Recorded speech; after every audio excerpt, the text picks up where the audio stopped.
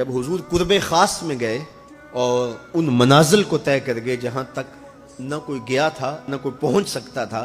تو اللہ نے اپنے محبوب کو بہت کچھ دیا، محبوب کی جھولی میں بہت کچھ ڈالا اور ڈال کر کے کہا، اے محبوب یہ تو میں نے خود دیا ہے، اب تو اپنی چاہت بھی بتا، تیری چاہت کیا ہے۔ یہ مہمان نوازی کے تقاضے ہوتے ہیں نا، کہ سب کچھ پیش کرنے کے بعد بھی میزبان کہتا ہے کوئی اور، آپ کی کوئی پسند، تو سب کچھ دینے کے باوجود جھولی میں ہر چیز ڈال دینے کے بعد کہا، پیارے بتائیے آپ کو کیا دیا جائے۔ اب پھر حضور کی ڈیمانڈ دیکھیے، حضور نے مانگا کیا۔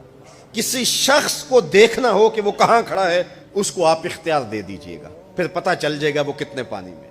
آپ مجھ سے پوچھتے ہیں کہ مانگیے، کیا مانگتے ہو؟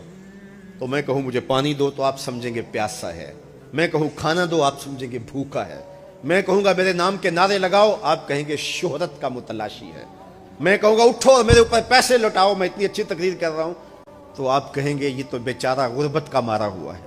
اس کے اندر کی ابھی بھوک گئی نہیں ہے۔ تو کسی شخص کے ظرف کا پتہ لگانا ہو تو اس کو اختیار دے دیجئے، مانگ کیا مانگتا ہے۔ اور مانگنے والے جب کوئی کمال چیز مانگ لیں، اب حضور کو اختیار دیا جاتا ہے، محبوب مانگیے کیا مانگتے ہیں۔ مال و زر مانگا،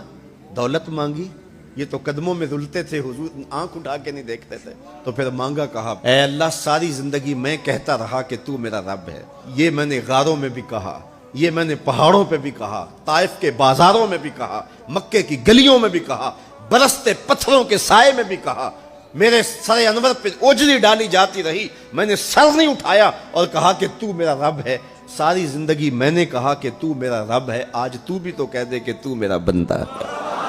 مجھے عبد کہہ کے پکار دے۔ ملا جیون علیہ رحمہ فرماتے، امام راضی بھی لکھتے ہیں، یہ حضور کا پسند فرمودہ ہے۔ تو پھر اللہ نے جب بھی واقعہ معراج کی حکایت کی تو لفظ عبد سے جو ہے وہ بات کی، سبحان الذی اسریٰ بعبدہ، تو یہ محبوب کی چاہت پر ہے۔ اور پھر عبدیت کا بندے کی طرف سے جو اظہار ہوگا اس کے لیے پھر 50 نمازوں کا تحفہ دے دیا کہ میرے بندے تو پکارتا رہے اور مجھے رب کہہ کے پکارتا رہا، میں تجھے لبیک یا عبدی کہہ کے پکارتا رہا۔ اور وہ 50 نمازیں پھر 5 نمازوں کی صورت کے اندر باقی رہیں۔ حضرت موسیٰ نے تو عرض کیا تھا کہ ایک بار اور جائیے، لیکن میرے حضور نے کہا تھا مجھے اپنے رب سے حیا آتی ہے۔ اب امت کو کیا حیا نہیں کرنی چاہیے کہ 5 نمازیں امت کے لیے رہ گئی، ثواب 50 کا ہی ملے گا، اور معراج کا خاص تحفہ لے کر آئے اور کہا کہ یہ مومن کا معراج ہے،